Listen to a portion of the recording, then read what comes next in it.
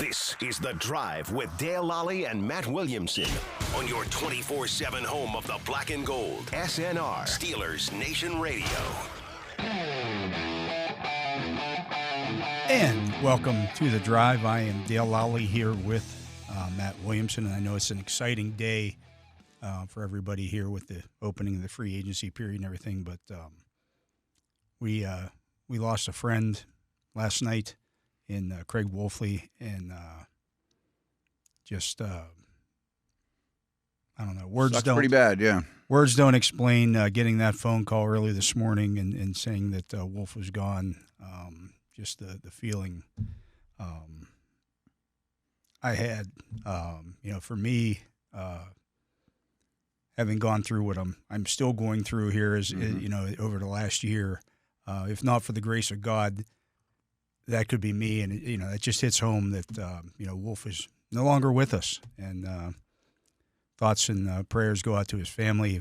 Guys, C.J. Wolfley often does this show with us, and as a producer, and again, I've known Wolf for 30 years. I didn't have the pleasure of covering Wolf as a player. He had left just before I started covering the team, but met him soon thereafter that when he got into broadcasting, and been a great friend over the years. And right now I guess he and Tunch are up there looking down on the rest of us going, can you believe Dan Moore signed that contract? Yeah, right. Good for him. Times are good, yeah. Yeah. So. And we'll get to football here in a bit, but obviously there's been, you called me this morning and told me, and it's been on everyone's mind and hanging heavy, and what a big presence. I mean, such a cool life. I mean, people that don't know going back, I mean, he was a phenomenal player. Some of his stories, I mean, like as a special teamer at Syracuse, running down the field and fighting Butterbean, and father of 6, and world's strongest man competition. I mean, the stuff he did years ago is incredible. He lived a couple of lifetimes. Yeah, and really, I mean, I don't know. I think people listening know that he was very involved in charities and gave a lot of his time, but they might not know how much. I mean, it was always something with that guy, and he's phenomenal person, and we're all kind of heavy-hearted today, to say the least. Yeah, no doubt about it. We've spent a lot of time in these type of rooms with him on the air, and draft days, all that kind of stuff. That training camp, watching.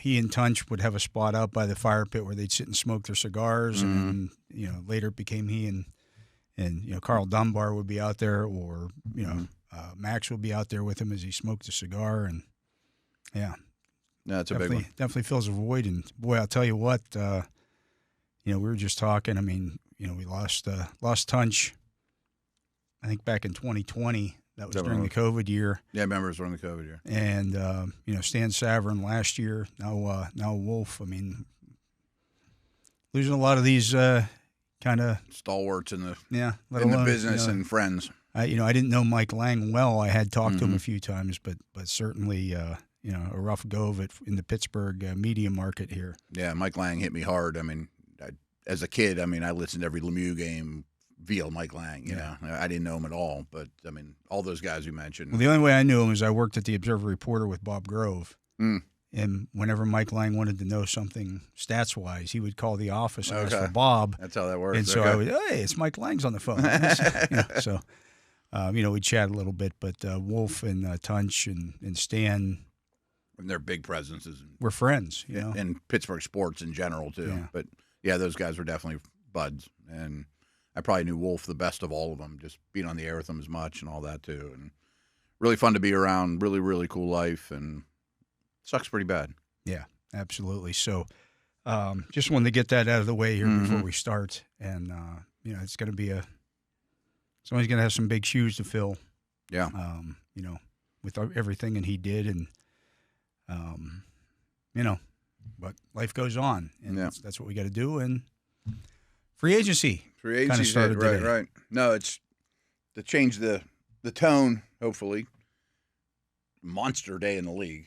I mean, it's been insane. I'm sure 10 things will happen in these next 2 hours while we're on the air.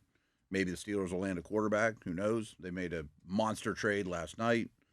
Doing some other things, too. Roster moves here everywhere. I mean, all the dominoes are falling quickly across the league, and it's a lot of fun. I mean, it really is. Yeah.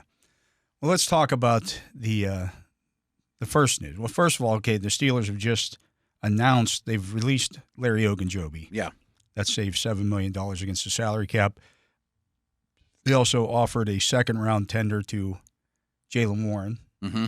I thought they might go cheaper than that, but they had the money. money. They wanted to make sure that it. Yeah. So he's probably not getting touched. No. I was. And also signed exclusive rights free agent Ryan McCullum, which we thought would happen. Oh, okay. I missed that with all the news today, but good. In addition, last night was the big move. Yeah. They go out and they trade a second-round pick. There's also some later-round picks that were involved in this, but they swapped some picks there with Seattle to acquire DK Metcalf.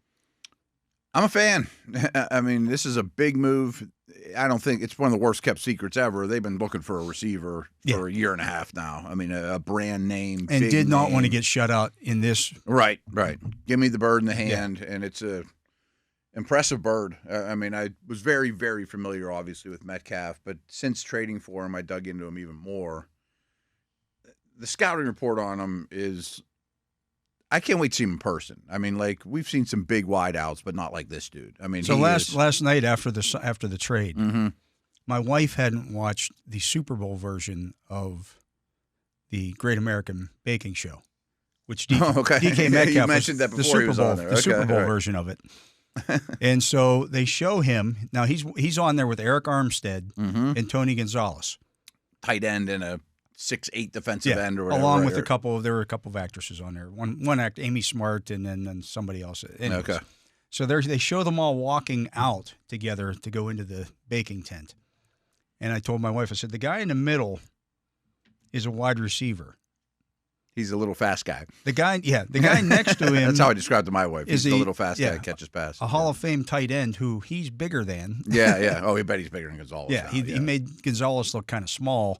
I said, the guy next to him then is a 6'8" defensive end. Yeah, who's probably close to 300 pounds. Oh, yeah. With every arms bit this long, et cetera, too. And he probably looks like he belongs or the second biggest guy. He didn't look like he was 6'8". He didn't look like the fastest guy there No. or the most athletic of that crew. So he is incredibly impressive physically.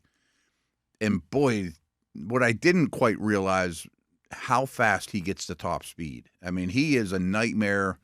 It was like 1.46 at the combine. I bet. And he looks faster than that now. His strides are is flying. So the reason he was in the Deontay Johnson draft and the reason he didn't go as high as it was a great receiver draft. Him and A.J. Brown end up going the second round. They were teammates. He had a terrible 3-cone drill and everyone killed him for it. I don't think it matters at all. No. And here's why. I mean, and he's shown that over the course of his career. Because he comes off the line so you can't press him. He beats the crap out of press, for one thing. And he gets corners to flip their hips so fast that he can break it off and steal a slant from you at all times. I mean, because he is so big and powerful and explosive off the ball. He's one of the best deep threats in the league. And the change of direction stuff has definitely improved. Like, there's no doubt in my mind he's worked on out routes and comebacks and slants and coming out of his breaks. Presents a big target. He's got good hands. Now, there's a couple negatives. He's not as good a contested ball catcher as you think he is because he's the biggest receiver on the planet. He doesn't moss people left and right on fades. Like, Pickens is more that style. He's fumbled a lot. You know, he's an aggressive run after the catch guy that tries to break tackles and often does and just destroys little people trying to tackle him. And he's volatile on the field. He's taken some penalties that he needs to clean up and get a better grasp of. It's all on the field stuff. Oh, yeah. With him. I mean, right. Kind of like character stuff. When you talk about Pickens and people, well, he's such a problem. It's on the field stuff. It's not off the field stuff. Right. And again, I ask you to go watch. A lot of it's competitiveness. Yeah, go watch that Great American Baking Show. It's on Roku or whatever. I don't even know what it's on, but you can search it. It's out there. And I came away from that. I remember watching it around the Super Bowl, and I'm like, he's a lot different guy than I thought he was. I don't know his based on his personality. on-field. Yeah. And he even said at one point, he when they were introducing him, he said, "I'm a lot different person off the field than I am on it. Like a Palomalu or whatever. Yeah, right. He just has a really competitive streak. To your point about that 2019 draft. Yeah. Terry McLaurin has the most catches of any receiver taken in that draft. Third rounder, I think. Yeah. Yeah. He has 460 catches for 6,379 yards. A.J. Brown is second, 446 for 7,026. Metcalf is third with 438 for 6,348 touchdowns. Yeah, 48 touchdowns. 48 touchdowns. Yards per catch is the only high, guy right. with more is A.J. Brown. Okay. Yeah, that doesn't surprise me. He went 2 picks ahead of Deontay Johnson. Andy Isabella's in there ahead of him. I mean, that's a weird receiver Debo draft. Samuel was in that draft as well. It's a great draft class, right? Marquise Brown was in that draft. Hunter Renfrow, Darius Slayton. I mean, there were some dudes that have played well, big time, in that draft, and there were some other guys that haven't really hit. Mm-hmm. I think Marquise Brown was the first one taken in that class. Pretty sure, because the day 2 guys were way better than the day 1s. Let me see here. I got that here in front of me. Because here's a little thing I think people will get a kick out, or be encouraged with too. N'Keal Henry went. Henry went that. N'Keal Harry, I should say. Harry, yeah, was the Patriots. first receiver taken at 32. Then you have Marquise Brown, a few picks later. Then it was J.J. Arcega-Whiteside. Yeah, there's some misses at 57. Andy Isabella at 62.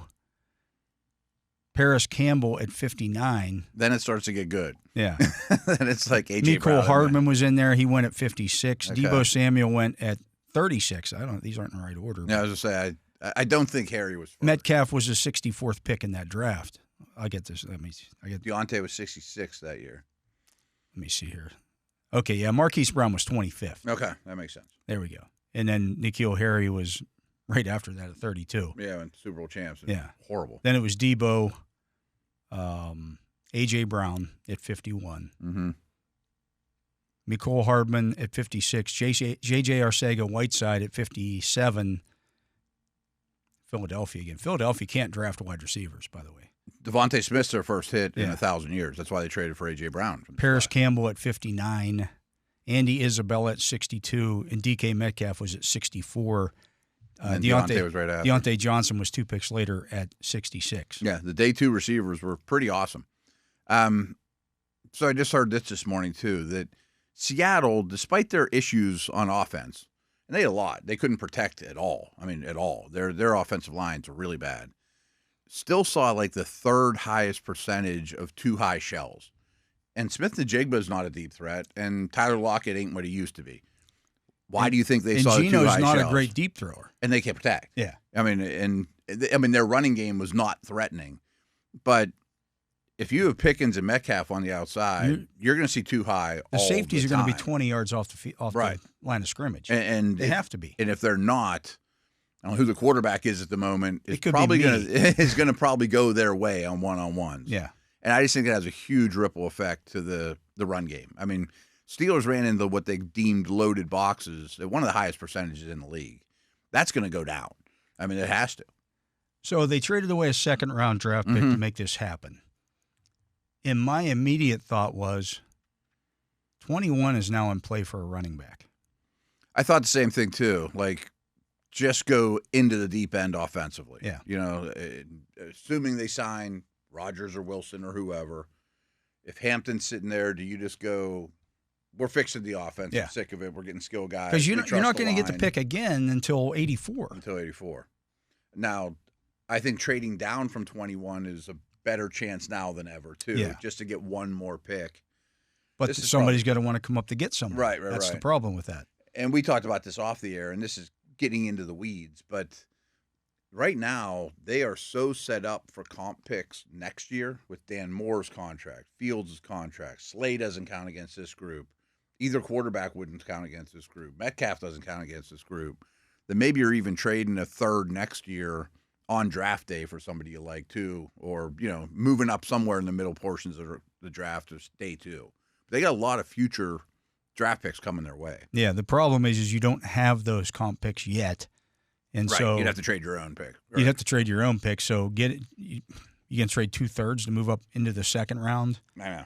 Yeah. Then you don't go. You go from whatever 58 or whatever to 122 before you have another pick. Like, I would imagine they're trying to get a second-round pick somehow. Somehow, some way. But to me, DK straight up for a second-round pick is a deal that's a very good value to me. Now, does that mean, and we've talked about this, that you can't have George Pickens and DK Metcalf on the same team? I don't know. In some ways, I get it. They're both very volatile. Mm-hmm. And they have some similar overlying skill sets. There's some overlying skill sets. I think Metcalf has shown the ability to go over the middle more than Pickens. Yes, yeah. Drag. I mean, Pickens can He lollygags over the middle more than I would like. And we know that this has not been an over-the-field passing attack really for several years. It's not just a Wilson or Fields thing, but it's not their specialty either. I think they do have to attack the middle of the field more. But Metcalf on crossers and things like that is pretty accomplished. You know, I mean, he's not bad at that at all. I don't know what you do about Pickens versus Metcalf. I mean, it's tantalizing to me to put those two outside the numbers every snap, and then Wilson and Austin factor in here and there when you get go a couple of wide. small forwards.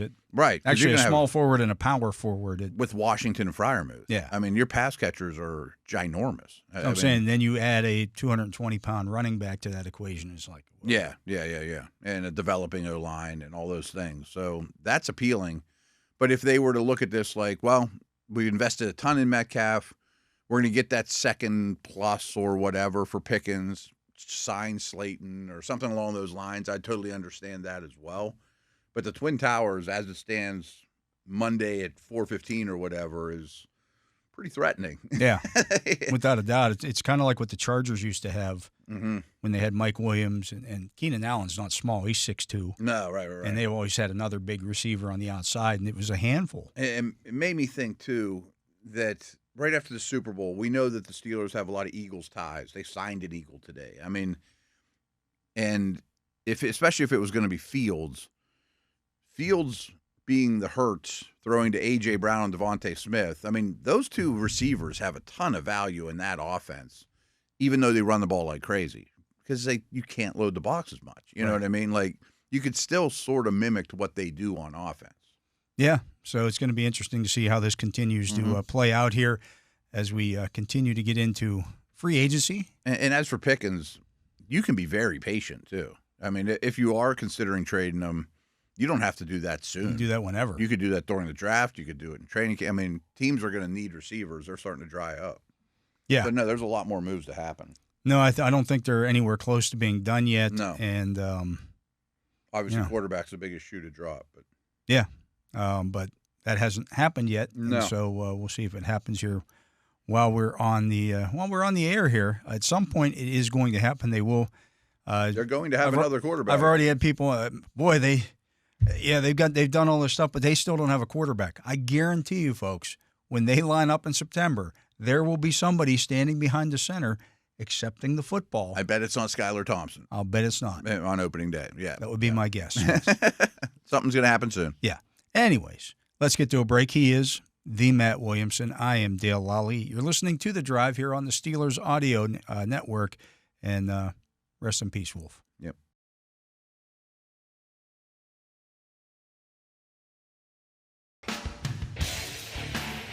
And welcome back. I am Dale Lolley. He is the Matt Williamson. And, Steelers have had a couple of losses already in free agency. Dan Moore signs a 4-year, $82 million contract with the Tennessee Titans.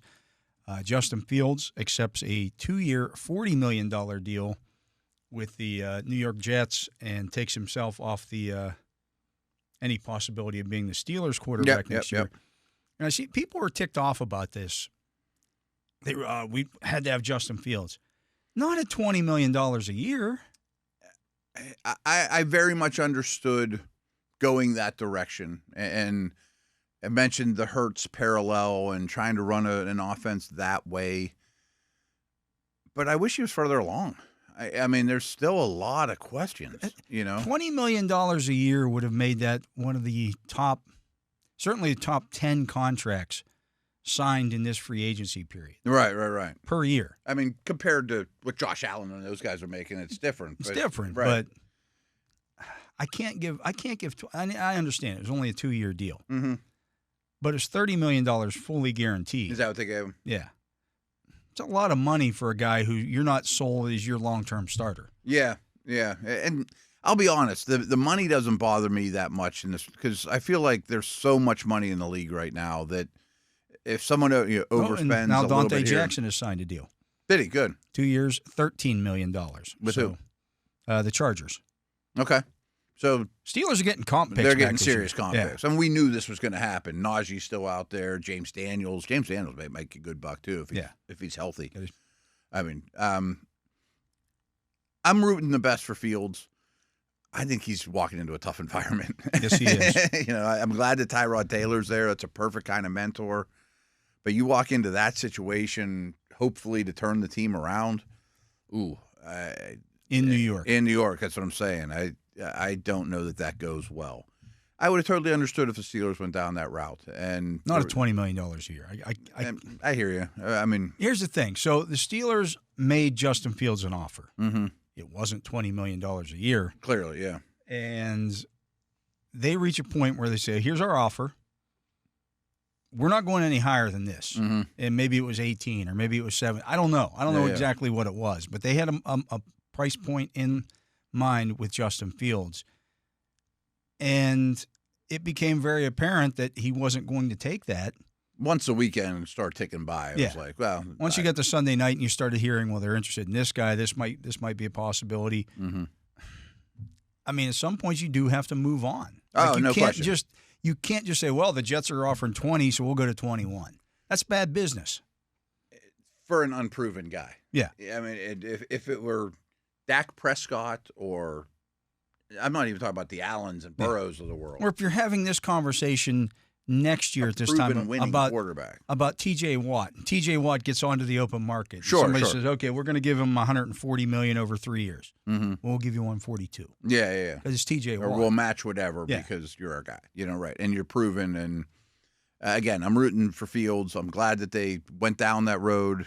I was leaning that way. It cost them nothing. Friday or whatever. Right. Exactly. But there's a lot of questions I still have as a player. I mean, now I don't know what the answer is going to be.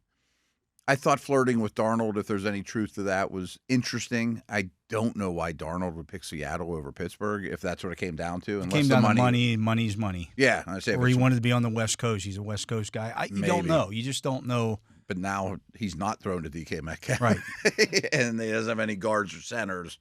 That's another environment I don't think is good for him either. It looks like it's Rodgers or Wilson. And I would understand both those too. I think Rodgers, given the two receivers that they have. Yeah. I know Wilson and Metcalf have a good relationship. Not only they play together, but I think he was in like Metcalf's wedding or something like that. Like they're friends. They're very good friends. They get along really well. And people on Twitter, I don't know if it's a true source or not, was he introduced DK to his wife. Like they've known each other a good time. There was video of them throwing together last offseason. Okay. They're buds. As for Rodgers, Pickens, Metcalf, Rodgers could be a volatile situation, to say the least, and could make for a lot of good reporting and sound bites if things don't go great. But I don't know if people noticed, at the end of last year, he played really well. Here's the only He's still problem, a pretty good football player. The only problem I have with Rodgers, if it is Rodgers, you got to get some guarantees in there. You're going to show up at OTAs. That kind of stuff, yeah. You're going to run our offense. We're not going to That's the thing. Change the entire offense around to do what you want to do. This isn't. We can sprinkle in some of your stuff, but it can't be all West Coast. We're not going to run years ago. 1992 West Bill Coast Walsh offense. Right. I mean, this is how we do things here. Yeah. He's super smart. He'll get it in no time. But I also want him audible into the line of scrimmage and doing all the stuff that he does well, too. Well, see, I thought Labs brought up a legitimate point about that last week when we had him on. Ben Roethlisberger could do that. These people out there saying that Mike Tomlin doesn't let his quarterback audible at the line of scrimmage. That was their big complaint about the Ben Roethlisberger. He's the offensive coordinator. He's just calling plays drawing it up willy-nilly. in the dirt, right. I think there's... Now it's swung back the other way where Mike Tomlin won't let his quarterbacks audible. Ben there's a side note Roethlisberger to had this. I'm the, glad had you the brought it up. gravitas to do that because he knew the offense like the back of his hand. Yes. There's also a misconception of what an audible is, Well, I there's think, that. by our listener, too. I think some people are like, Ben used to just say, run down to the Ford Taurus and turn around like we're on the street, or don't do any of the stuff we taught you. Just block it this way, run it this way. And this goes back to Pickett and all those guys, and I know it's 100% true in the Arthur Smith offense. Those quarterbacks come to the line of scrimmage with more than one play. Right. I mean, they can get out of a run or a pass, especially Wilson and guys been around the block. It's not like I have to run this play. I am a robot. That's not how NFL offenses work. That's why they're so complex and why being a quarterback is so difficult. So the audible thing is different than he comes to the line of scrimmage and then decides to call his own play like he's Bradshaw back in the day. Yeah. That's a lot harder whenever it comes in through your ears. You got to relay it to everybody.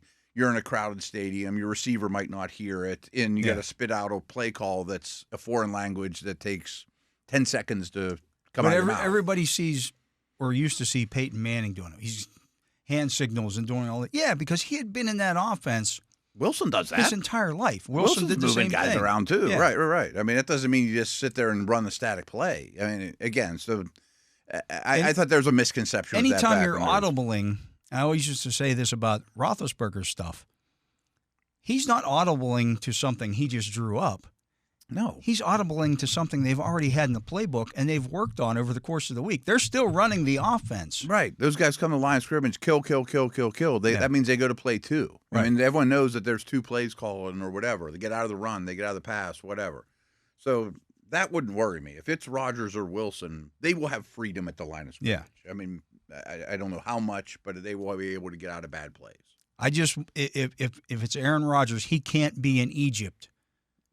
And I'd like Les McAfee, and but he is who he is. I understand that's what you that. Get, you know what you're signing up for when you bring him in, but he can't be in Egypt during minicamp. That can't happen 100%. You can't skip all of OTAs because you're in a cave. Mm-hmm. That's my biggest problem with Aaron Rodgers is that. And you wonder, is that the conversations they're having now? Maybe. Okay, we need you to be present. You want to win, you got to be present. Yeah. This is your chance. I understand the Jets were a disaster. Well, Jets are a different organization. The Jets have been a disaster every year of my lifetime. Yeah, they allow those things to happen. And they enable it. They won a Super Bowl in 1967. I was born in 1968. Mm-hmm. They've been at pretty much one of the laughing stocks of the league every year since. Yeah, they had a couple good years with Sanchez. I mean, that just meant they won a playoff game here and there. Right. No, most organizations wouldn't allow Rodgers to do that kind of stuff. And I don't think this would be one for sure. But he can still play. I was impressed with his movement, his ball placement, his arm strength. It's not MVP Rodgers. Yeah, he's not what he was. He's not what he was, but he was Mahomes before Mahomes. I mean, when you're talking about, at his peak, he was better than Ben, in my opinion. I mean, he was better than anyone I had seen to that point. So if it's 80% of that, 85% of that, and he's bought in, and you have those two weapons for him, or whatever. I mean, I don't hate it. I've come around on it a little bit. I think he might be the better player than Wilson right now. At his peak, he was. He's better than anybody. Right. At his peak, he was the best. Yeah. He's not there at this point. It does. Again, all of my trepidation with this involves Aaron Rodgers off the field. Oh, yeah. The circus that could come with it, right? And if it starts to be a losing season, does that bring everyone down? Who knows? Say what you will about Russell Wilson, but he was team first, team. 100%. And Mr. Positivity and all that stuff, and And hey, say what you want about Mike Tomlin. That's what he does well, though, is manage personalities and communicate with his guys. And I forget which press conference he said it. He's like, well, that's why I'm in a higher tax bracket, or why I'm well compensated, I think was his word. Well, that's why you're paying him. Deal with Metcalf on the field, deal with Pickens, deal with Rodgers, deal with this situation. It's not an easy job. Yeah. It definitely isn't. There's no great option here. No, there's not. And And I don't think Fields was either, or Darnold. No. Right. That's the thing. And I've said this all along. I don't miss those guys. I didn't see any of these guys being long-term answers at the quarterback position. Now, there's an argument if any of them were, it'd be Fields or Darnold, but they have a long way to go to that till they're that point, and they're not cheap, And I think there has been some waxing about just what exactly Justin Fields did at the start of the last season. I 100% agree too. Oh, he was good.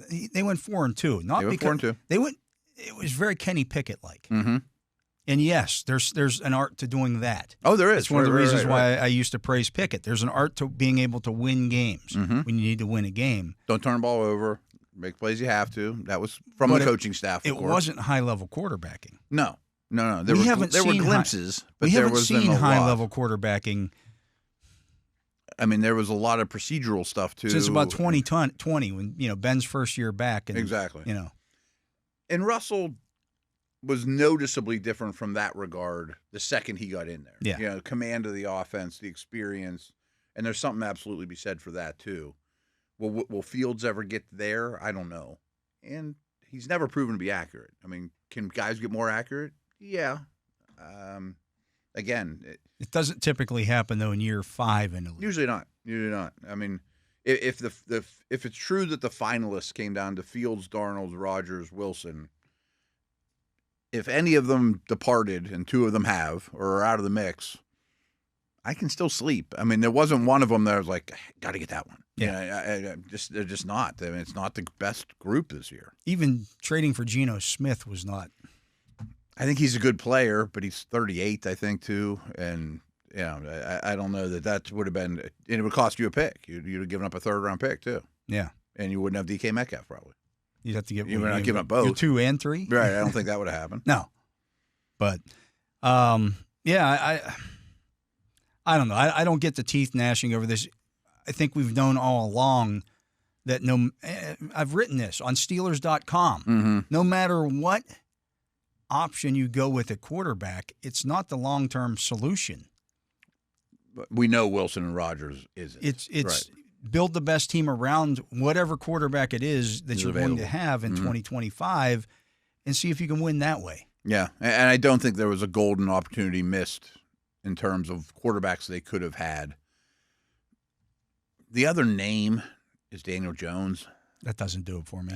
That's the same. I don't think it's even going to be an issue. I think it'll be one of the two. That's a clear path to 5-12. Yeah, I mean, if I were the Colts and I wanted to compete with Richardson, or if I were the Vikings and I have McCarthy, maybe I can turn him into this year's Sam Darnold. I mean, I'm reaching. I mean, because there's not much out there. I mean, that's the other options, folks. There's nothing else out there.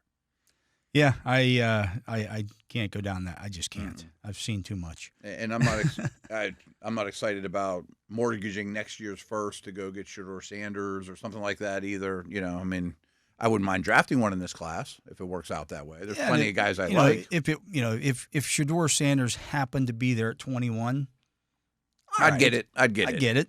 Right. Yeah. But I'm not moving up to go get him. Not far, that's for sure. I don't know if I'd move up at all to go get him. Especially without a second-round pick. Yeah, you're just not going to do that. And I'll be perfectly happy with people. We'll call him he who shall not be named because people are getting on us on the YouTube channel about talking about a certain Louisville quarterback too much. I like him. But without a second-round pick, the chances of landing him, I think, got a lot less. Yeah. All of a sudden, I mean, I think you have to draft a running back. I think you have to draft a corner now. I mean, I can't just be happy with Slay and be Slay done. hasn't been released. Slay hasn't officially been released yet. That doesn't happen until Wednesday. Okay. So let's tap the brakes on that a little bit. In free agency, sometimes these things haven't gone through. That's why I guess it's not on the website now, or no one's announced. None of this, and nothing becomes official until Wednesday. Until Wednesday at 4:00. Okay. Nothing. These are all just agreements. Yeah. So, I think what's his face, the D tackle from the Eagles, was about to sign with Panthers and went to the Patriots. Yeah, but none of that's done. None of it's done. Ink to paper. Yeah, so it's all just kind of paperwork right now. Like, okay, yeah, when this goes through, we'll file the paperwork, and on Wednesday at 4:00 it'll become official. you also see more releases coming between. I say, is Aaron Rodgers even still a Jet? I don't remember ever seeing him. I don't think he's been released yet. Officially released yet. I think Right, that right, happens right. on Wednesday. Now the teams can give the player. Hey, Well, sometimes they do it for cap yeah, space. You're we're- right. Go ahead and talk with whoever. Mm-hmm. We're going to. It doesn't become official until 4:00 on Wednesday. I'm not sure he's been cut. I think he's still a Jet. Yeah, Weird. Yeah. but these days are a little odd, and some things don't go through that you think are going to go through. yeah. So take that with a grain of salt. So there's still things that they could do at the cornerback position. That, Mm-hmm. you know, I don't know. I don't know if they have to draft a cornerback. Let's put it that way. I don't know. I mean, They could. What I'm saying is the Darius Slay deal is not done. They could go sign Javarius Ward tomorrow or today. True. I see what you're and saying. Now you're taking cornerback as you're not drafting one then. You're just Right. not. If you're spending money on one of those type of dudes, right? Murphy hasn't been signed or Right. agreed to. Ward has not. But if it were only Slay, I would still be very much in the market for. Well, and a they could rookie. still sign a slot too. Yes, they could. Yeah, there's a lot more to happen. In which case, and again, I think the possibility that they're even talking to Darius Slay, who's 34 years old, Right. shows me they have a lot of faith in Corey Trice. Me too. Yeah. But if like a Jahdae Barron sitting there in the first round, he got more appealing to me if that's the corner route they took. See, I think the running back thing got way more appealing. I don't disagree. I think that's Like because you're you're in with the third. You're in it to win it this year. Yeah. You need a running back, a stud running back that. Hampton would be the one I would consider there, though. Yeah. You know, Genti's not going to be there. Yeah, and you're not going to have a chance at a guy like Judkins. No, you won't. So, do If you you have to stick and pick at 21, you won't get Judkins in the third round. right? It's just not going to happen. So that's kind of where we're at right now. We'll see. Again, there's way more dominoes that have to fall here. Oh yeah. Before any the of D this- line needs work. I mean, and we know that Ogunjobi's not going to be part of the team now. It looks like, or unless they bring him back, but he's been released. So there's a lot of balls in the air right now. I think if they were going to bring him back, they would have just restructured. Yeah. I'm Or sure they he's- let him test. Hey, go test the market. Come and back later. If two weeks he's still we can't out have there. you count this against the cap. But if you come back 3 weeks from now, Mm-hmm. And with his injury we'll consider history, it. maybe no one will jump on him. I don't know. Yeah, so plenty of stuff. I know it all sounds like these are all done deals, but they're not done deals until Wednesday at 4:00. That's a good point. And there's Tyson Alualu was going back to the Jags, and then Until he decided wasn't. not to. Yeah. Right. But we shall see. Yeah, absolutely. Let's get to another break. He is the Matt Williamson. I am Dale Lolley. You're listening to The Drive here on the Steelers Audio Network. Matt and I will be back with more right after this.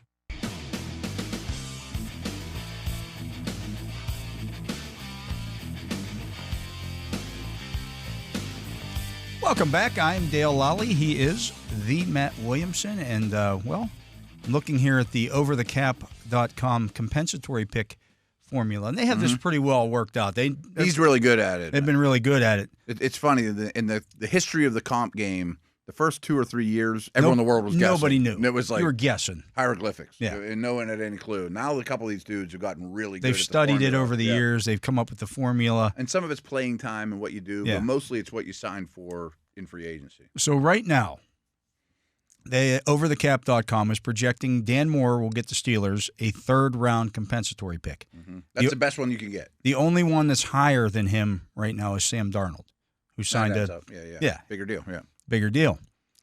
Justin Fields would net them a fourth-round compensatory pick. Okay. Adds up too. It's a big contract. It's a big contract. The only ones higher than that: Sam Darnold, Dan Moore, Milton Williams, Okay. and then Justin Fields, and then finally, They're two of the biggest deals in free agency. yeah. Right now, as things stands, now they only give out 32 compensatory picks. There really is 8 rounds of the draft. Yeah. But right now, as things stands, the Steelers would get a sixth-round compensatory pick for Dante Jackson. Mm-hmm. Now, all this stuff is subject to change. Right. Like More contracts will be signed. Of course. Yeah. And they will sign someone that's probably a UFA between now and the draft. And you mentioned off the air, after the draft, this stuff goes away. I mean, there's a magic date where it doesn't matter anymore. I'm sure they'll add somebody that's a UFA. But I bet Najee Harris signed somewhere. Right. And he's probably going to make Dante Jackson money. I would think he gets at least maybe six. more. Probably might get more. Yeah, more that than might 6.5. be a fifth that you get back for him. And like I said, if you sign someone, you might lose the 6th for Jackson. Right. I mean, it's just kind of a mathematical. It's just arithmetic. Yeah.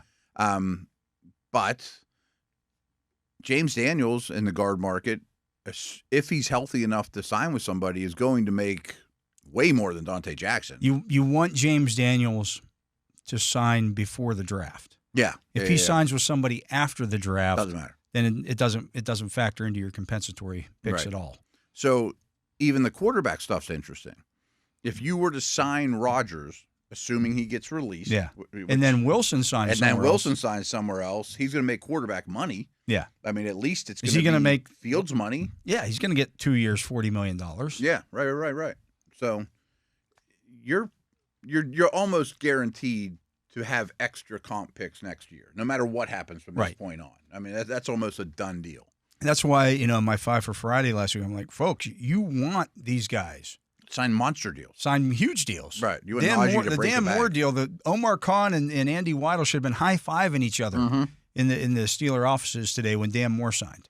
Especially as soon as Jalen Moore signed, we're like, now we're really sitting pretty right. Jalen Moore got 15. Dan's getting way Our more guy than actually that. plays. Yeah, right. It never misses any time. Never misses any time, right. He's not Anthony Munoz at left tackle, but he's a starting left tackle. I mean, so that's how that works. And I do think a guy like Slay does not count against it, right? Because he's been released. And I think there's a little bit more. That's why those kind of signings have a little more value. They absolutely do. Those guys. Like I'm looking here for Metcalf. That doesn't factor in, folks. Like I know people don't quite get the comp game. So right now, for example, the Jets, and this doesn't factor in. Well, it does factor into Fields. So they've lost Reed. They've signed Justin Fields and Brandon Stevens. That just happened from the Ravens. Yeah. They've lost Hassan Reddick, and they lost Morgan Moses along with DJ Reed and Javon Kinlaw. Those on their own would have netted them 4th-round pick. DJ Reed would have been a 4th-round selection. Makes sense, yeah. Well, Justin Fields cancels that out. Yeah, that's exactly how it works, right. Javon Kinlaw would have netted them a 5th-round selection. He signed for like $15 million a year or something like that. Brandon Stevens cancels that out. Right. They signed what they lost, basically. So, of those 32 picks, what I don't 100% understand is how many are 3rd, how many are 4th, how many are 5th, how many are 6th, how many are 7th. There's a formula. There's a formula it's not involved. Set every year. Yeah, it's a formula involved that. It's not like there's 5 thirds every year. Like that's the highest you could get is a 3rd. It's the end of the round. So right now they're saying the value on Dan Moore's contract is 66 points. Okay. Yeah. If you are a 3rd or 4th rounders, anything under 98 points. Okay. So they are getting. I've never heard of the point system. But they're getting a 6th-round pick, or a 3rd-round pick, I should say, for Dan Moore. Oh, yeah. That's coming, right. That is written in stone because the Steelers are not going to sign anybody who's a real free agent to a $20+ million Rodgers or deal. Wilson, and they don't count.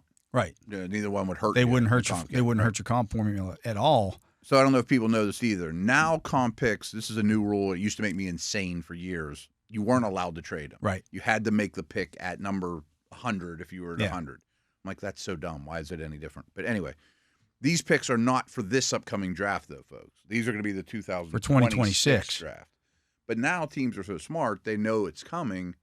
So maybe you trade your 3rd-round pick next year. You don't know where it's going to be, but you can trade that pick. Get back in this draft. You know that you're going to get a 3rd-round pick for Dan Moore. Well, that 3rd-round pick is going to be end of 3rd round, right around pick 100 somewhere. Mm-hmm. Yeah. But you know it's on the way. Yeah, and you can't trade those yet until they become official. Yeah. You can trade a future 3rd.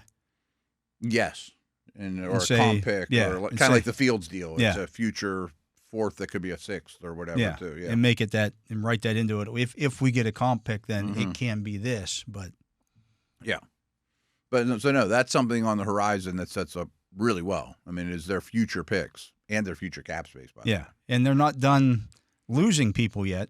No, even if they lose as much as they gain at this point, you're pretty happy with it. Yeah. I mean, then you probably end up. If you come out of this with a 3 and a 4, it's great. Fantastic. It's great. I mean, people listen to us. How many mock drafts we do that you'd love to have an extra 3rd, or we end up with an extra 3rd, and like, boy, that draft goes a lot better. Yeah. Or you might need a quarterback and need to trade all those 3rds to get up in 10 picks in the 1st round or whatever. Who knows? So it's all about having the firepower. I might add, that for a team that some people say really stinks, Steelers have had 3 guys sign pretty good deals at this point. Yeah. I think Najee will make a decent buck too, and I know Daniels will at some point. Yeah, right. But yeah, I mean, not every team's getting rated that hard. No, certainly not. And is there anyone else that's like at the top of that list? Do they show every comp pick out there? Or yeah, just is there anyone else that's like sitting pretty that way? I'm just looking here. Minnesota would have a 3 and a 4 because they lost Darnold. They lost Cam Bynum as well. Could still lose Murphy too. Yeah. I mean, they haven't had any second-day picks in 2 years. They also lost Patrick Jones to a big deal, the edge rusher. Yeah, the Pitt kid. That would be a 5th-round pick. But right now, the Steelers are one of the. They have to be one. Those are the 2 of the teams that have 3 comp picks right now as we sit here. Philly would have a 3rd round for Milton Williams and a 6th rounder for Isaiah Rodgers, but that 6th rounder is probably not going to hold up. No, yeah. I mean, I'm not sure the Steelers 6th rounder will hold up. Yeah. Right. Now, if they also lost Najee and didn't sign an actual, Oh yeah. street free agent. Well, then they're going to add something even more than. Yeah, you might end up that 6 might turn into a 5th. Mm-hmm. But like, folks, if Ogunjobi is signed somewhere else, that doesn't count. You cut him, right? Yeah, but Wilson would if they're on expiring contracts. Yes, true free agents. True free agents, they count in your compensatory formula. No, it's a big deal in the league. Yeah, I mean, you get those extra mid-round picks. That could be a cheap starter for 4 years. Absolutely. Yeah. Absolutely. Or firepower. Or something, firepower you can turn into something better. Mm-hmm. So let's get to a break. He is the Matt Williamson. I'm Dale Lolley, and that's going to do it for hour number 1 here on The Drive. Matt and I will be back with hour number 2 right after this. And we are back. I am Dale Lolley. He is the Matt Williamson, and this is the start of hour number 2 of The Drive here on the Steelers Audio Network. And, we're closing in on 5 o'clock here, or it's 5 o'clock now, on the opening salvo of free agency. We're 5 hours in, and honestly, Matt, this year hasn't been as crazy as some other years. Hasn't been. I mean, there's a lot of stuff that led up to it over the weekend, restructures, trades. Metcalf, obviously, was a big one. A couple of quarterback moves. Miles Garrett's big new deal in Cleveland. Josh Allen, signed funny how money solved deal. That all of a sudden, need to win. How we make you the highest paid player ever that's not a non-quarterback and not even close. I'm sure the Cowboys aren't thrilled about it. Or the Bengals. Right. All of a sudden. But there's a lot of money flying around. But no, today hasn't been insane. I mean, there's been a constant flow, and a lot of them are smaller deals too. I mean, they're not super consequential. Yeah, the Myles Garrett thing is so reminiscent of the Deshaun Watson deal. Yeah, that Deshaun Watson had crossed Cleveland off of his list. Right. He'd said, "No, I am not signing with the Browns. Mm-hmm. I'm going to concentrate." I think it was on Carolina. Maybe Atlanta? At that point. I think it's going to be one of these 2 teams. I think he's from that area too, yeah. And then all of a sudden Cleveland says, well, wait a second. We're going to back the truck up with some more money. And they end up doing it, and he signs it. Yeah. I don't ever want to hear him talk about winning mattering ever again. Yeah. So the Browns, I've said this on the air 1,000 times, the Browns and Saints, to me, are the teams that should tank. And anyone listens to us, we're not tank guys, you know. But sometimes it gets to the point of no return financially. You pushed all your chips in, you lost, you got to start over. That I thought Myles Garrett did them a favor, that they could be self-aware enough to say, let's just draft like crazy and build this for 2028 or whatever. But their answer to everything, and the Saints are the same way, is Saints just live to play another day. I'm going to get back to the Browns, but they turn all Carr's money into a signing bonus. So fine, he's going to be their quarterback this year. But he's like an $80 million cap hit next year for the Saints and is definitely going to get cut. Like, what did that buy you in New Orleans? It got them cap space. Oh, I know, but one more win? I just don't understand the big picture logic there. They couldn't cut him because it would have cost them money. Right. So they had to redo the deal. I mean, this is a corner they backed themselves into, I guess is my point. They had to redo the deal to survive. And they said, well, if that's they're not worried about one more win. Right. They're worried about being able to field a team and getting being cap compliant. Being cap compliant. That's what that was all about. There's no love there for. In fact, I saw something it's just today. Getting worse. They could still trade Derek Carr tomorrow. Yeah, I guess they could because they paid him the bonus. They've lowered they'd have right. to again eat the cap hit, or not eat the cap hit, but eat the bonus money that they paid out. But they lowered the cap hit to the point now where they could actually do something with him. As for the Browns, they haven't done that with Watson ever. No. I mean, their answer to everything is just throw more money at it, and so is the Eagles. But one of them does it smart and one of them does it dumb. I mean, it's pretty simple to me that cash spending is a nice advantage if you have one of the wealthiest owners that's willing to do that. That's an advantage you can use in this league.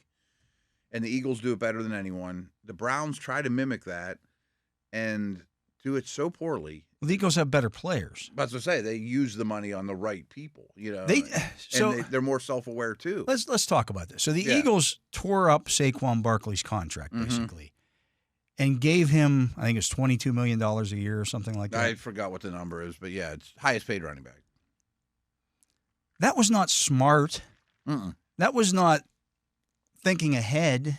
He was under contract for next season. No, I think that's a morale thing. That you're so good, that's a locker room thing. That we know we're going to move on from Slay and some Brandon Graham and a couple stalwart Eagles. We want to show love in the locker room.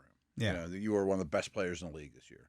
But financially, it wasn't smart. Financially, it wasn't at all. Yeah, it wasn't a smart deal. No, they did not have to do that. And everybody's don't pay running backs. Well, so he's the best running back. Fine. That sure worked out. But you're also now on the hook to pay him in age 32, through age 32. Yeah. Well, and they do that all the time. I mean, you laid it out a couple weeks ago. I mean, they're like 2028 cap is crazy. It's a mess. It's insane, right? They're just banking on that the cap keeps going, and it has. Doesn't mean it will. It doesn't mean it will. I mean, the spending this offseason shows the league is very, very healthy. And some of these teams, I think, are going to have a hard time using all their money. But I still don't understand the Browns. I mean, to me, just throwing money at Watson or Garrett, and Garrett's a much better player and a much better person. I know people here hate him, but he has no off-the-field stuff, and he's not legally in trouble. He did try to murder Mason Rudolph on the field and then lied about it. But, yeah, he's a good person, Matt. He's a good person. I'm not best friends with the guy. But he lied. He's not being federally indicted. What I can't get past with he's Myles not Garrett. In legal trouble. No, he is not. He is not Deshaun Watson in terms of being that kind of despicable human being. And he's a much better football player. Different kind of despicable human being. He made a mistake on the field. He lost his temper. I get it. Yeah. Happens a lot. I've done it myself when I've been competing in the heat of battle. Stuff happens. But don't then lie about it and drag somebody else through the mud because, well, I got to make this sound better because otherwise why would people think that I did this? Fair point. So he's a despicable human being in that part, that he lied about it and has continued to lie about it when there's no proof whatsoever that Mason Rudolph said anything of the sort. Fair enough. I mean, character assassination. Okay. But I would have no problem investing in that player. No, the player is great. And as my locker room guy, it's not Watson. I mean, like Watson to me is making a deal with the devil, and you knew that going in. Right. This is a guy you drafted who's been a success story for you, and you just couldn't let him go because you think you're a contender when you're not. Is he worth $40 million? It doesn't really even matter in today's NFL. You're worth what somebody said that to me. Oh, Dan Moore's not worth $20.5 million. I'm like, he's worth whatever somebody will pay him on the open market. Absolutely. I mean, if Dan Moore's worth 20, Myles Garrett's worth 2 Dan Moores, but that's not how the league works. You know what I mean? But again, I just don't understand football-wise how the Browns look at this and think, man, if we could just hold on to Myles Garrett and get Joel Bitonio back, we'll be right back in this thing. That's what I don't understand. Well, they've got the cheering Cleveland media telling them that's the way it's going to go. Yeah. Despite not having the second pick in the draft. Despite not having a quarterback. Right, despite, right. Your defense falling apart around Myles Garrett, despite your offensive line. Yeah, Joel Bitonio coming back, that's great. But he's not young. But he's not the same Joel Bitonio he was 5 years ago. Right, that's what I'm saying. These are Band-Aids on a gaping wound. By the way, now you got to pay Joel Bitonio. Like you'd have been better off him taking him off your salary cap. You'd have been better all of them and turn them all into draft picks. But that's where they stand. I mean, I think Steeler fans should look at this like Browns are making life easier on us. Yeah, have at it. Yeah, 100%. The Bengals, meanwhile, they haven't exactly. They're not real interested in defense. Torn up? No, apparently not. They re-signed Hill, the defensive tackle, who is very average. And their big signing today was Turdell Slayton. Who's he? Exactly. Yes, I didn't even know who that was. Yeah. And they did some stuff. Who they signed to a today. $7.5 million a year deal. Okay. What position is he playing? The defensive tackle. No, I don't know who that is. Yeah. Yeah. Now, their defense looks no better at all. Now, I'm sure they can do a lot of draft stuff defensively, but that has not worked out at all for them the past couple of years. They just signed Gesicki to a $12 million year deal. I think they brought Cody Ford back. You don't have enough offense? You got to, Yeah. keep going down that route? And then the Ravens, they kept Stanley, which I didn't know if they could. They've lost Brandon Stevens. They've lost Patrick today, McCarry. And Ricard left today. I don't know if they can do much else. I think there's a chance Mark Andrews gets traded, and that would give them like $8 million freedom. But then you better draft a tight end too. I mean, they live in double tight end sets. So I don't know that any of those teams got better. I don't think they did. It goes back to what I've been saying all along. Yeah. The Steelers have the resources to get more better than every other team in the league. In the division, yeah. In a division, I should say. Yeah. I agree. And I think they've done that thus far. Even adding Metcalf is pretty large. Metcalf, you got markedly better on offense. Yeah. I mean, that's bigger than keeping Stanley. Yeah. I mean, just because of what you played with last year versus now type of situation. Yeah. But I didn't think they'd be able to keep Stanley. No. Now, I understand they still don't have a quarterback signed, but they're not going to be any worse at quarterback in 2025 than they were in 2024. No, I would imagine not. And with the addition of Metcalf, you're probably going to be better. You would think. At quarterback. That was the one piece of the equation that they were missing last year, regardless of who was at quarterback. Who was your number 2 receiver? You didn't have one. You didn't have one. And when Pickens was out, it was a gaping hole. And even when he was in, it wasn't good enough. I mean, it just wasn't close. And how many less double teams is George going to get? Or, I mean, they're a lot harder to play against now. Everybody who talks about Russell Wilson faded down the stretch, forgetting the fact that Pickens didn't play in 3 of those games. I know. And we said this going into camp. Maybe he's not the best Steeler, but he's near the top of the list of ones you can't lose. He's the guy that you couldn't afford to lose. We talked about it all last offseason. Right. Like, okay. You might be better off losing Watt. Yeah, he's good to have there, and it's great if he plays all 17 games, but what happens if he doesn't? What if he doesn't? We saw what happens if he doesn't. Van Jefferson for 60 snaps. Yeah. And these guys, right. And that's Wasn't pretty. not good enough in this league, right? Wasn't pretty. And that's why they were so aggressive in the Metcalf move. Yeah. I mean, that's why they've been looking for a receiver for a while. Yeah. So. And I will say, of the receivers that they've been rumored to be associated with, Metcalf's the one with maybe the fewest concerns. Ayuk at the time was right there too, but he probably cost you a first-round pick, and since then he's gotten hurt. And the same money that you were paying Metcalf. Yeah. But like he's better than Christian Kirk, or Debo's got warts, and Kupp's got warts, and I mean a lot of those guys were like, but they I still don't know that. Like for example, I don't know that you'd be out of the Kupp market. Oh, if he gets cut and he's floating around out there, he's going to get cut. He's going to get cut. He could be my big slot at $5 million a year. Yeah, 1 year deal, something like that. And again, wouldn't hurt your comp formula. Wouldn't hurt your comp formula one bit. No, I'd be very interested in that. And if you're considering trading Pickens, that makes it a little easier. Yeah, But no, there's you could do more receiver. There are far more moves that have yet to be made. Oh yeah. I tweeted this out last week about the when they restructured Cole Holcomb's contract. I said, look, don't just look at these moves. Basically, is what I'm saying. Don't just look at these moves as standalone moves. Oh no, These you got to play 3D chess here. Absolutely, you got to think ahead. Okay, this move means this. Mm-hmm. That move means that. It allows me to make this move. Yeah. Or, man, I really don't like the strong safeties in this draft, so I'm going to sign one now so I don't have to go down that road or whatever. I mean, sometimes it talks about the draft situation too. That's what when people say, well, the Steelers have no plan. No, there's a plan. Every team has Every team in the plans. league has a plan. You get fired immediately without a plan. Yeah, It doesn't mean it absolutely. always implements. Right. You know what I It mean? doesn't mean the plan always works out. Right. Like, I honestly think this time last year, their plan was we'll land a receiver. Yeah. And it didn't work out that way. And they're not having that I going know on that their road plan again. was to add a receiver because Yeah. they had a visit set up with Mike Williams. Yeah. And the day before that, he goes to the Jets and lo and behold, signs with the Jets. And they're looking for guys all along. Yeah, right. I also wonder, does the Metcalf move imply this receiver class draft-wise is okay, not great? I think it's more of To a degree. I think as a tertiary. we've talked part about. I to don't do. love the top of it. I don't either. You know, like if they do trade Pickens, I don't want to be like, well, they have to take one in the first round. And some of those guys are okay. I mean, I don't dislike them, but it's not like I do cartwheels.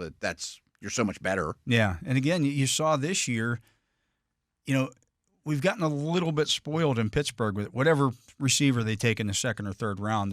He'll be Gonna fine. be good, right? He'll be fine. Well, you saw with Roman Wilson this year that maybe he gets hurt. You've Maybe never he dealt gets with hurt. these guys before. You What's don't funny know- too is you we don't know what opened the show situation is. after we talked about Wolf, of course, was talking about the Metcalf draft.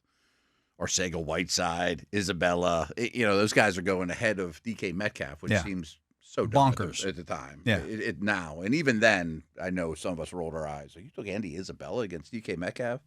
But let those two walk in the room together Yeah. and then see who you want. This is like picking up teams on the back, in recess. Give me Metcalf. Right. Sometimes it's that easy. Do you see some comps there between Metcalf's game and that of A.J. Brown? I think Brown's real special. I think Brown's more fluid. He's a better contested catch guy. He's a better contested catch guy. I think he's better after the catch. Metcalf's faster. Metcalf's faster than I remember. I mean, fast. And it's because he doesn't look like Tyreek Hill. They were on the same damn college team, too. I know. It's just bonkers. But Metcalf takes 2 strides, and he's 10 yards downfield. Yeah. And it's like corners are on their heels. Brown, to me, is probably a top 3 receiver. I think I'd put him only behind Chase and Jefferson right now. So not far off, but some similarities. You got the a- physicality. You got a guy who is a number one type Yeah. receiver. That defense, again, They just, got to respect.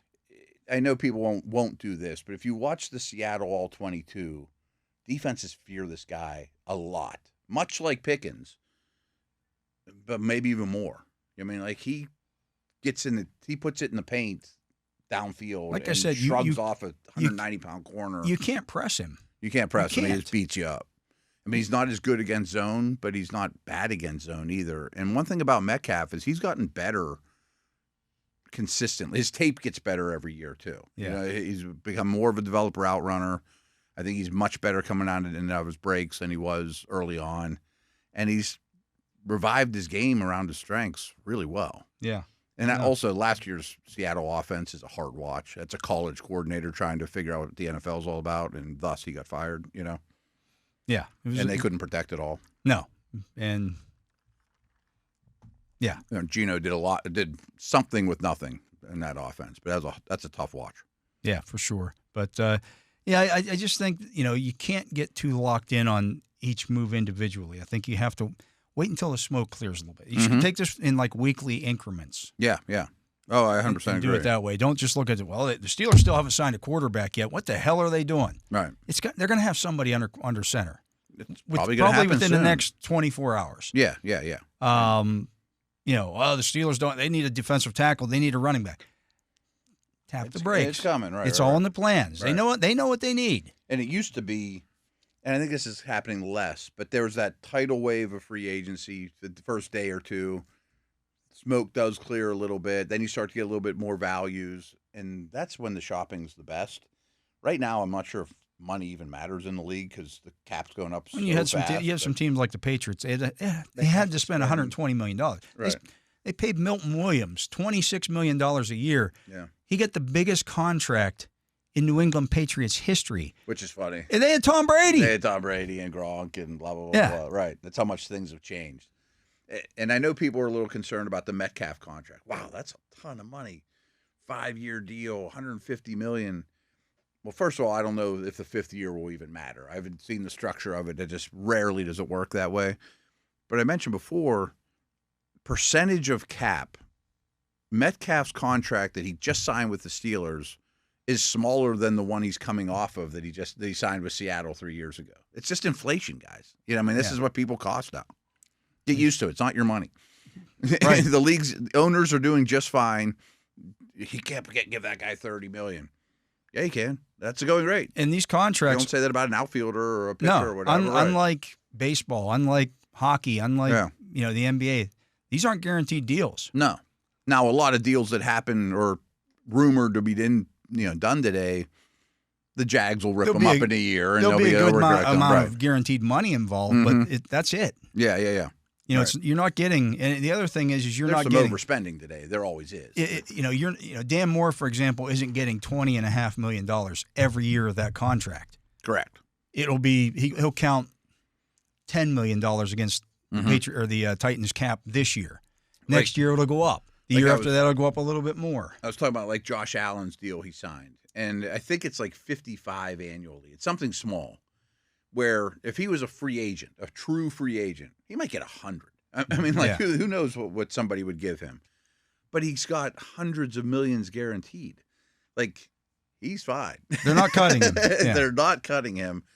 And what if he blows out his knee or whatever? He still gets his hundreds of millions guaranteed. He'll be just fine. He's still one of the highest compensated players in NFL history. Absolutely. Yeah. Let's get to another break. He is Matt Williamson. I am Dale Lolley. You're listening to The Drive here on the Steelers Audio Network.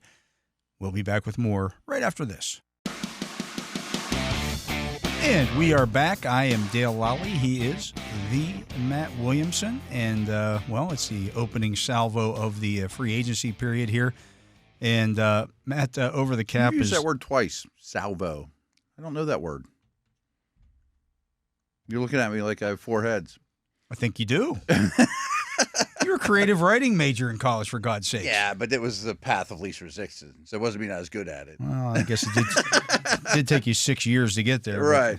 I mean, I'm getting what it means because you've used it in context twice. The opening hoopla. The opening salvo is the first shots fired. In a war? Yeah. Oh, okay. History reference. Fair enough. I assume all of our listeners know what an opening salvo is. No, there's a couple. Come on. No. We didn't study that in creative writing class, though. Apparently, you didn't study anything. Not much. Yeah. Anyway, so I'm looking here at over the cap, and they have kind of some of what the expenditures are thus far for each team. I can't believe how well they keep up with it. It has to be an amazing task. It has to be an amazing task. Jason OTC this week is a rock star. Without a doubt. Yeah. Without a doubt. So the Patriots have given out contracts worth $206.5 million. Wow. That is number one in terms of the total. In terms of the yearly total, the Seahawks. Darnold. They've signed 3 guys at a total of $155.5 million. The Patriots have signed 4 for $206.5. Who else does Seattle have besides Darnold? I mean, they traded Geno. They traded Metcalf. They've obviously made some signings while we're on the air. They kept their linebacker, Jones. I assume your own guys matter. They count, yeah what you spent. All right. The Chiefs have spent an average of, they spent $62.67. These aren't in order. Right? You just kind of went, now I got them in order. All right. So third is the Packers at $148.3 million for 4 players. Okay. The Rams have spent $141.35 million on 4 players. Adams leading the list. The Bears have spent $138.4 million on 4 players. The Jets. How about the interior O-line Bears move in 2 days or whatever? Yeah. I mean, you're talking about bought guard, center, guard. We just went and bought them. It gives you an idea of what this draft has. I think it's brilliant by Chicago. The interior offensive linemen are not good. Yeah. I mean, I want birds in the hand. None of them are superstars, but they're quality players in a Lions-like manner.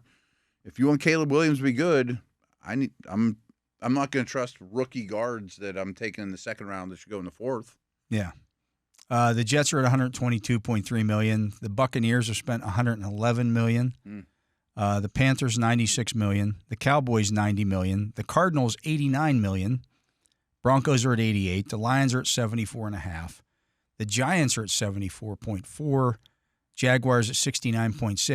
All the way at the bottom right now, you've got three teams who spent. Yeah, who's down at the bottom? Who have spent $1.17 million, which is essentially to sign their restricted or earn exclusive rights free agents. There's a reason it's that number.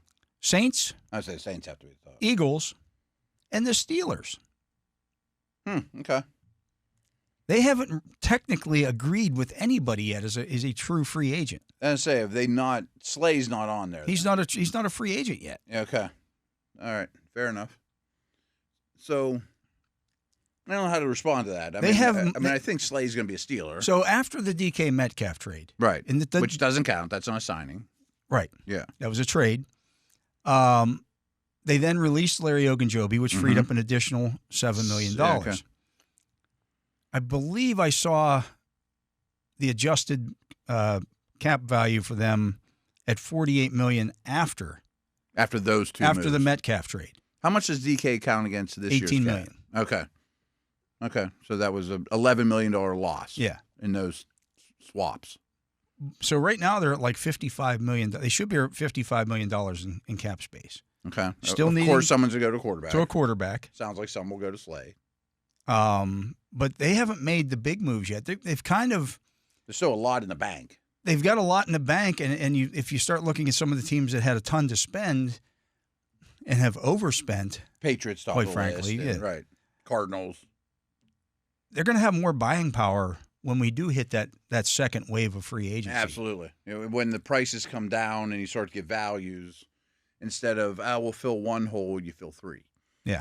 And maybe it's not the top guy on your free agent list, but that top guys aren't that impressive this year either. Now, that's the other thing. This was not a great year for free agency. Hey, I like Milton Williams, but is he the best defensive player in free agency? $26 million. You know what I mean? Like, if that's the best guy in free agency, it's not that great. You know what I mean? Give me a slot corner for $3 million or whatever, and you get a couple of those. I think there's a reason why we saw the big flurry of moves late last week and over the weekend of teams re-signing their own guys. More so than any time I can remember before the opening bell. I think teams started to take a look around and go, if you're the Buccaneers, can we really let Chris Godwin get out onto the open market here? Right. Let's get him signed. Let's get that knocked out.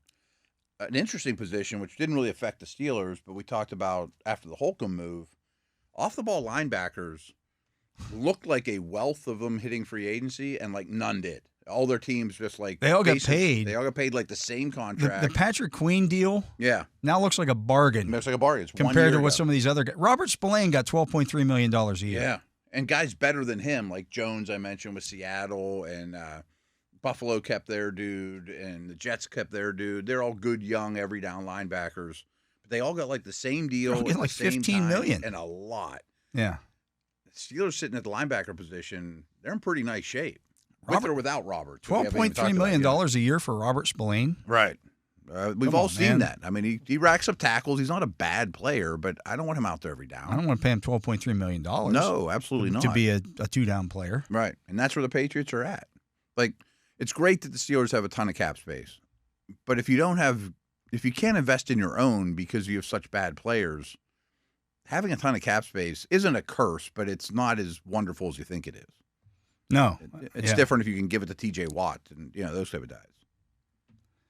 Yeah, I'm looking at some of these deals that are Ooh, how about this? Okay. Guess who the Browns' latest quarterback is? Jameis Winston. Kenny Pickett. Oh, boy. Dorian Thompson-Robinson and a 5th-round pick for Kenny Pickett. Oh, have at it. Folks are chuckling in the room that aren't on camera. How about that? He could be their opening day starter. I would say he's going to be. He's a leader in the clubhouse. He's going to be their opening. He may be their starter all year next year. I say, unless I don't think they're going to draft one. Schefter thinks they will. Well, that was before this. Well, they certainly weren't going to go with Dorian Thompson-Robinson, but I'll bet they don't take one at 2. I bet they took a serious look at Shedeur Sanders and said, he's not the second pick in the draft. I 100% agree. I hope they do, but if Ward gets a 2, I think they take him. Yeah, I don't think Ward that's gets different. a 2. That's different. I think the Giants trade up for I think Ward. Kirk Cousins will be their starter. It's the Russell Wilson deal. I don't think he will. I think trading for Kenny Pickett tells me that. I can't believe they would think that's their answer for the year. But he's their best option today. Certainly noteworthy. He's certainly better than what they have, and He's better than Thompson Robinson. He might be better than Kirk Cousins at this point. Ooh, I don't know. I mean, what Kirk Cousins put out. He was good before the injury that he claims he had that the Falcons didn't claim he had. He had a good year for a lot of the season. He can't move. No. And your offensive line is going to be bad. That doesn't make any sense to sign Kirk Just because Cousins. he's cheap, because they don't make money. Well, now they got a cheap option here. Yeah, but it's not a good one. I mean, they're trying to win right now. He's got a winning record as a quarterback. Super Bowl champ. Super Bowl champ. I don't know. Interesting move. I'll bet you he's their starter. I don't know. There's another shoe that's going to drop there. I'll bet you he's their starter. There's no way that's the only answer. No way. I'm not saying he doesn't start snap number one, but there's no way they're done. I'm just surprised they got anything for Dorian Thompson-Robinson as well. Maybe he's a throw-in. He's a throw-in for plus a fifth-round draft pick. But what did the Steelers get for Pickett a year ago? He was worth more then than now. They got more than a fifth. I mean, they moved some picks around and stuff. But, I mean, Pickett's worth like a fifth at this point. I'll bet you he's their starter next year. Ooh, wow. I don't think they'll win a whole lot of games. I don't think they'll win a whole lot of games. I think they're going to. They could drop Mahomes into that lineup, and I don't think they're going to win a lot of games. It's going to be bad. They'd win more, but they're not going to win 10. No, I don't think they'll win 10 with anybody. Yeah, right. That was some. It's amazing how social media changed on the Steelers from Sunday morning to Sunday night. Oh, really? I tweeted something out early in the day. I can't even remember what it was. And some of the responses were like, well, it doesn't matter because, they might be worse than the Browns this year. I'm like, there's no way on God's green earth. No way that that's going to happen. Right. It's happened once since 1989. The Browns have finished ahead of the Steelers in the standings in the division one time. Once. And you think that suddenly the Browns are going to leapfrog the Steelers because, well, you don't like what they're going to do at quarterback. The Browns don't even have a quarterback now. Back Garrett, to the point where they traded for Kenny Pickett. They sure don't. I don't know what they're doing. I mean, it's not a bad move. I'd rather have Pickett than DTR. Applaud the move. Yeah, I think it's I'm joking about it, but I don't think it's a bad move. He's a far better quarterback than Dorian Thompson-Robinson. No question. No question. And this gives him an opportunity to revive his career. Possibly. Yeah. It's his best that he could hope for. Yeah. Yeah, I think they'll add somebody else, whether it's draft or free agency or what. Well, they can still. I'm saying they're not going to draft one in the second round or with the second overall pick. They shouldn't. Doesn't mean they don't draft one later. They got 11 picks. They have a bunch of picks. Yeah. They got 11 picks. So most of them are late picks, but yeah, they could take another quarterback and say, okay, we're just going to have I don't even know if they can afford to bring Winston back. I don't think they can. I mean, they'd have no money. Yeah, I don't think they can. Right. You want to start restructuring deals? If I'm Kirk Cousins, I don't even want to go there. No, I wouldn't either. I mean, that's a big part of that. I'd just sit it out and wait till somebody has a starter that gets hurt. Mm-hmm. We go to Tennessee or somebody that's at least a little more promising. Yeah, I could see that happening before he signed with Cleveland. What are they going to do with a quarterback? If they're not linked to anybody. Not at this point. Yeah. I mean, I can't imagine Russell Wilson or Rodgers ending up there. They going to roll with Levis? No. I would think not. Absolutely not. They signed Dan Moore. I assume they're going to take Latham and put him back. He's going back to the right side, yeah. Okay. I mean, it's where he belongs. Yeah. But, all right. So that's where we're at. Kenny Pickett gets traded for a second time. For a second time? In a year. For not a lot. A fifth-round pick, though, is okay. More than not a lot. And a player, so. Not a good one, but yeah. Not a good one, but it's a player. Right. Yeah. It's not a bad deal for the Browns. I mean, it does show that they're in trouble. He is valued around the league. Yes. Yeah. I mean, he's an NFL player. I mean, some of those other guys are getting cut. True. The Desmond Ritters of the world, players like that. So, but good for him. Yeah, and, things are happening. Here's hoping he's the Browns' 17-game starter next year. I mean, truthfully, I don't think his career's over or he stinks, but that's where they're at right now. Yeah. Making a move for Pickett. Making a move for Pickett. I'm not sure why the Eagles would. I mean, DTR is a little bit more like Hurts. They got a 5th-round pick. They like McKee. McKee. They got McKee. I guess Pickett makes a little bit of money, too. Yeah, so you get a little cheaper, and maybe they draft Milroe or something. that would make sense. Yeah, that makes sense. Yeah, at least stylistically, but Right. I mean, you're Super Bowl champs. I want to have a decent backup. yeah, And Hurts' style of play gets banged up a little. a little bit. But they're also talking about maybe even trading Dallas Goedert now. I mean, they got cap issues too. Oh, there's no doubt about it. Slade's Yeah. not coming back, and right, they got cap issues too. Yeah, no doubt. I mean, that's why I said, again, Steelers are going to continue to be able to add to this team. Other teams are not. A lot of those teams we mentioned start the segment that have spent a ton. Not the Patriots, not the Chargers. The ones that have too much money. They're going to stop making moves real quick. Yeah, Some of these guys are just adding stuff left and right. But wow. absolutely. Let's get to another break. He is the Matt Williamson. I am Dale Lolley. You're listening to The Drive here on the Steelers Audio Network. And, of course, you can hear The Drive every Monday through Friday from 4 to 6 p.m. right here on these very airwaves. Or you can download the Steelers mobile app. You can also watch on our YouTube channel. And give us a like on there. A little thumbs up. We like that. Another Steeler quarterback. Josh Dobbs to the Patriots. Josh Dobbs to the Patriots. They're going. Mason Rudolph's going to go to the Bears next. Maybe Doc back here. Hodges to the Seahawks. There you go. That's the way it's going to go. That's the way it's going to happen. Anyways, let's get to our break here. We'll be back with more right after this. And we are back. I'm Dale Lolley. He is the Matt Williamson. And, Matt, I know it seems like everybody is signed. Oh, yeah. There's nobody left. Well, there's 31 other teams that you compare yourself to. Like not all these teams are making the flurry of deals. So here's some of the guys still available right now. Stephon Diggs still has not signed. Probably doesn't get signed in free agency necessarily. I think maybe after when. I wonder what his injury situation is. I mean, it was a torn ACL. He's not going to be able to do anything. Probably, and he's going to have to pass a physical. Though. Yeah. Yeah. Well, it was like 6 games into the year. Was it that far? Yeah. I was thinking it was like second or third, but okay. Joey Bosa is out there still. He's still rumored to be hanging with his brother, but who knows? Keenan Allen still out there. Amari Cooper still out there. Von Miller. Now, these guys are all old. Yeah. These are once great dudes. Brandon Cooks, Deontay Johnson, Cam Robinson.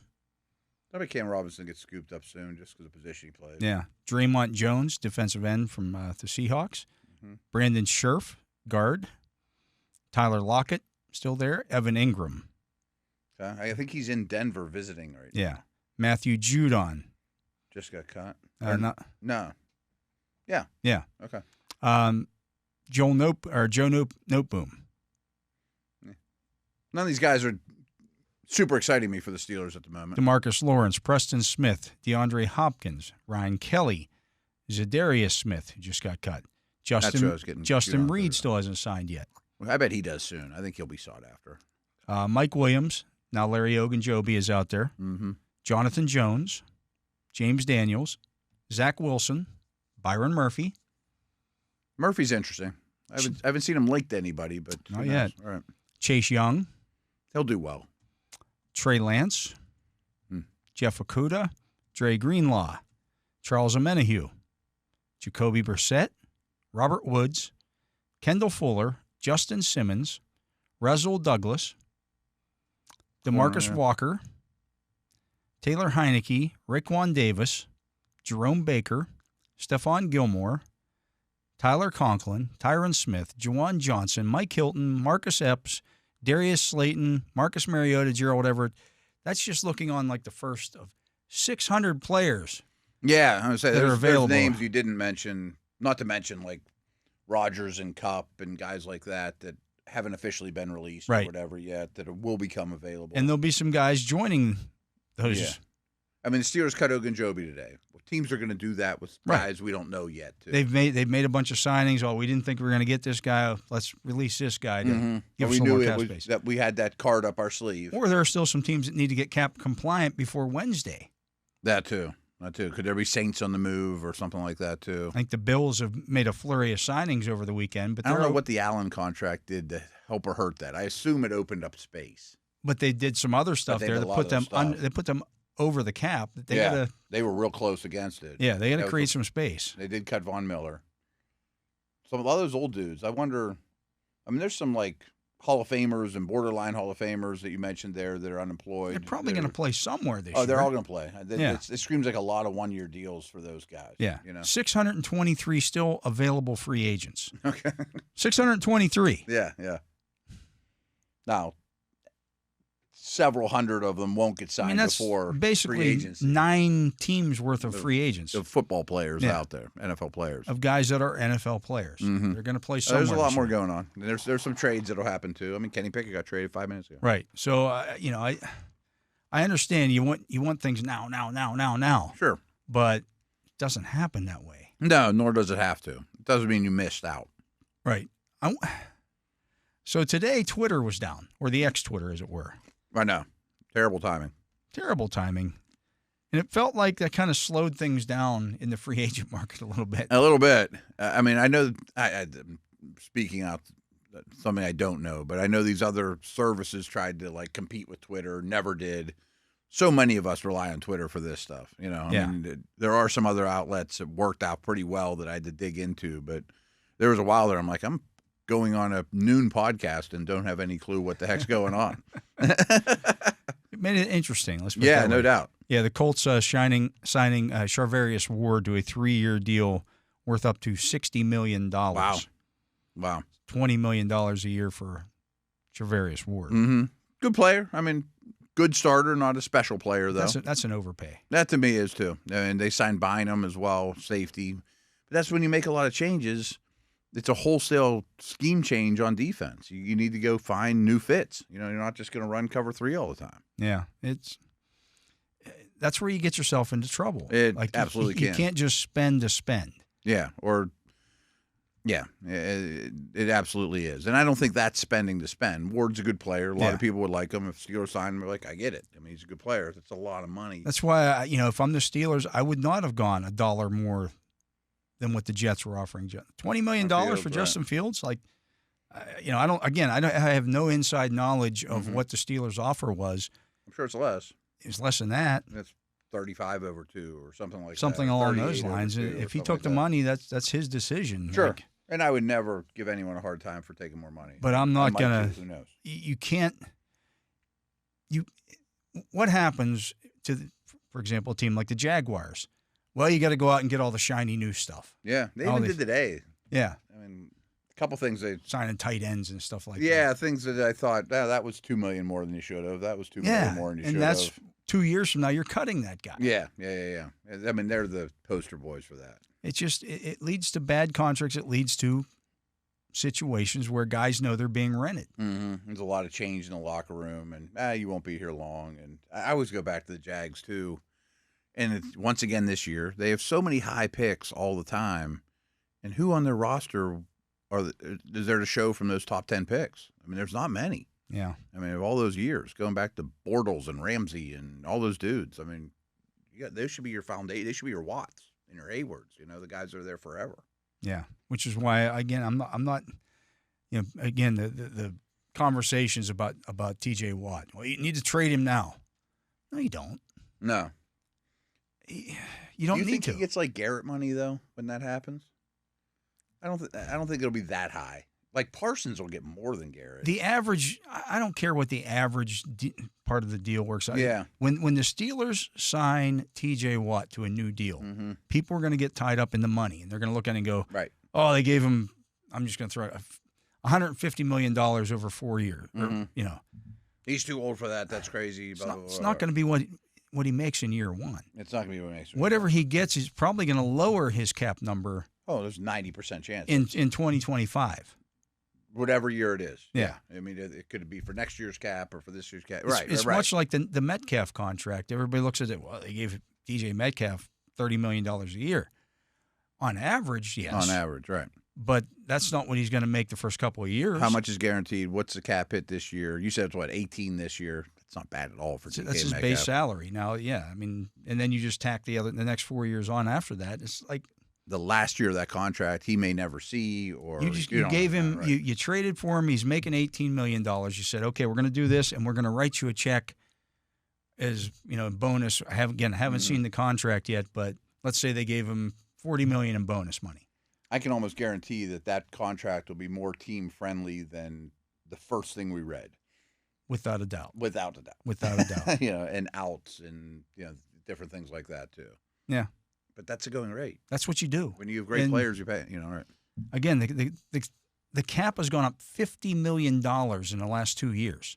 Yeah, I think it's been like 100 in the last 5 or something. Yeah. I mean, it's insane. There's no reason to think it's not going to go up another $30 million next year. Right. No, I mean, that's what all these people are counting on. It doesn't mean you overpay. But yeah, it doesn't mean you overpay, but you do. You give the Watts and Garretts. What we've seen is you pay to keep your own. Right.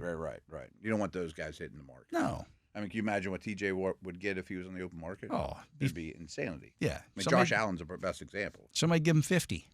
Somebody give him 50. If Milton Williams got 26. Right. What's the limit? Yeah. What would the Patriots have given him or the Chargers with unlimited checkbook this year? That's why Bosa was making $1 gajillion on their cap. Mm-hmm. And they just don't get yourself into that situation. You got to have, again, a plan. Oh, yeah. And your plan includes, we're not going to overpay for this play. Here's what we'll pay for this player, and if it goes above that, then we're out. I also think a lot of fans, and not that I'm a capologist, don't quite understand the cap, nor should they, and just see what's released the second they're 3 years, $50 million, 3 years, $100 million, whatever it is, and just, that's too much. Probably isn't. I mean, for most deals. No. These teams can get out of it. They can get out of it. So, well, that's going to do it for our show today. All and right. I'm going to go out on a limb and say by the time we get together here tomorrow at 4 o'clock, the Steelers will have a quarterback. You think so? Agreed. I think that's safe to say. Yeah. I'm leaning that way as well. Houston Texans signing Chiefs free agent wide receiver Justin Watson. They traded Tunsil, too. We didn't really touch on that. I mean, their line was in shambles. Trade Tunsil, cut Mason. I'm not sure who's blocking for Stroud right now. Well, we weren't sure who was really blocking for him last year either. They didn't do it very well. They didn't do a very good job of it, so maybe they're starting over there. But, well, we'll see what happens here. There's lots more shoes to drop. That's where Tunsil ended up. Yeah, Washington. Although they don't now have no draft picks. Yeah, I don't know what compensation they gave up. They gave up a bunch of draft picks. Oh, did they? Yeah, bunch of draft picks. Yeah. But that's going to do it for today's show. I hope you enjoyed it. Rest in peace, Craig Wolfley. Yep. We'll miss you, bud. Say hello to Tunch, brother. Before my partner, Matt Williamson, for Justin Miller here on site, keeping us on the air, and for Tyler Vittmeyer, making sure our video gets out there onto YouTube, I am Dale Lolley. We thank you for listening to this edition of The Drive on the Steelers Audio Network. Steelers football happens here. The Pittsburgh Steelers Audio Network.